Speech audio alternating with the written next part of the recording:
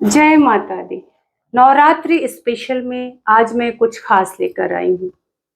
देवी दुर्गा का वाहन शेर है, लेकिन माँ हर नवरात्रि में प्रतिवर्ष अलग अलग वाहन पर सवार होकर आती है। नवरात्रि में माँ किस वाहन पर सवार होकर आएंगी, इसका दिन व शुभ अशुभ फल तय है। देवी भागवत के अनुसार शशि सूर्य गजारूढ़ा शनि भौमे तुरंग में गुरौ शुक्रे दोलायाम बुद्धि नौका प्रकृतिता, अर्थात रविवार और सोमवार को नवरात्र आरंभ होने पर माँ हाथी पर सवार होकर आती हैं, जो अति शुभ फलदायी होता है। शनि और मंगलवार को माँ घोड़े पर सवार होकर आती हैं, जो मिश्रित फल देने वाला होता है। किसी के लिए शुभ होता है और किसी के लिए अशुभ होता है। गुरुवार और शुक्रवार को माता पालकी में सवार होकर आती हैं, जिसका फल कहते हैं कि अशुभ होता है।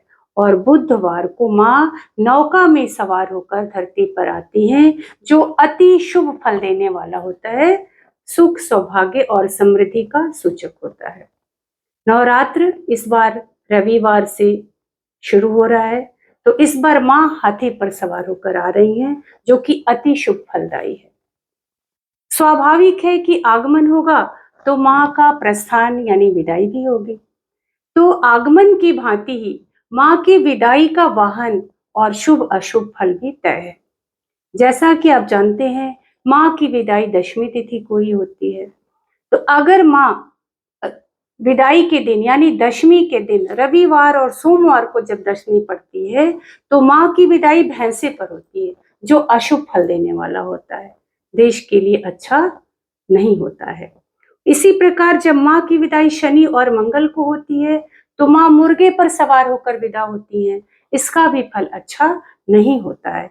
लेकिन बुधवार और शुक्रवार को माँ जब विदा होती हैं, तो उनका वाहन हाथी होता है। माँ हाथी पर सवार होकर विदा होती हैं, जो अति शुभ फल देने वाला होता है। देश तरक्की करता है, चौं और खुशी का माहौल बनता है, सुख और समृद्धि का सूचक होता है। बृहस्पतिवार को माँ का वाहन यानी दशमी की तिथि जब बृहस्पतिवार को पड़ती है, तो माँ का वाहन मनुष्य होता है, यानी माँ मनुष्य पर सवार होकर विदा होती हैं, जो बहुत अच्छा और शुभ संकेत होता है। देश में चारों ओर खुशी, संपन्नता और समृद्धि की वृद्धि होती है, देश में शांति बनी रहती है। तो इस बार माँ रविवार को आ रही हैं हाथी पर सवार होकर, और विदा किस पर हो रही है? मंगलवार का दिन होने के कारण माँ की विदाई मुर्गे पर हो रही है। माँ भगवती सबके ऊपर कृपा करें, सबका कल्याण करें, सबकी मनोकामना पूरी करें। इसी कामना के साथ आज बस इतना ही, फिर मिलेंगे। जय माता दी।